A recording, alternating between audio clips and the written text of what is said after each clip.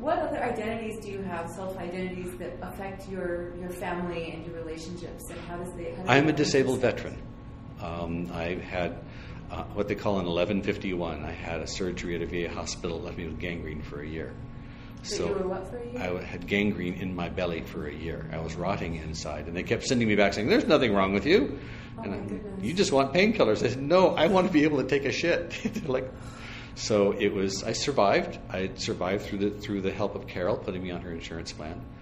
So I'm a disabled person. I have major hearing loss and vision loss, and I'm wearing out.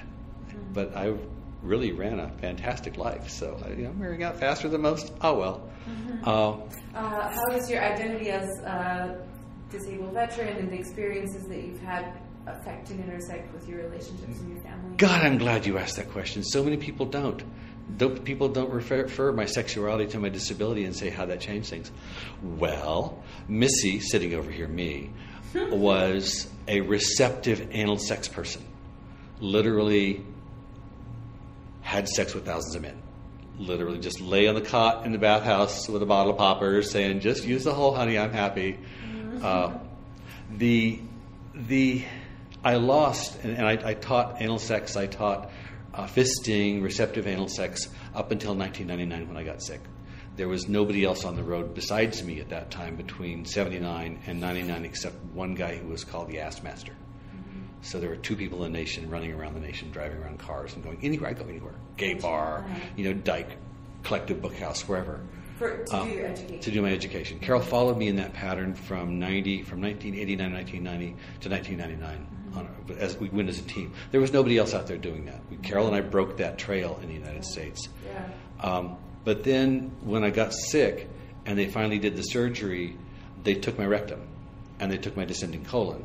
Had nothing to do with the sex I had. It had to do with the fact that my family has a colon that has problems, and my elder brother had the same problem, and they took his piece of his colon out too. So this was not related to the veteran injury. No. This is the veteran injury is a different. The fact that you're a disabled veteran, is it because you're a veteran that you're disabled? Is that what you meant, or is there? Yes, it's because I'm a veteran. I'm disabled. Okay, sorry. So this is a separate thing. The VA took my sex. They took what was sex for me.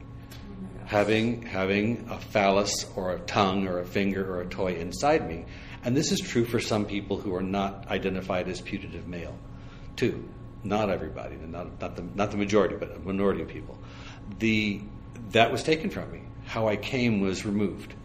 And I spent the next 7 years working with one of my partners who was a professional surrogate that I'd known already for, 8 or 9 years by that point. But they came in and spent 7 years with me off and on retraining me in how to have an enjoyable sex life without. So you could say I kind of went through a sex change. Yeah, so it just, I had to relearn my body, yes. Yeah. And it's through Carol and Liam and that the folk who gathered around me to help me together that did that around me to help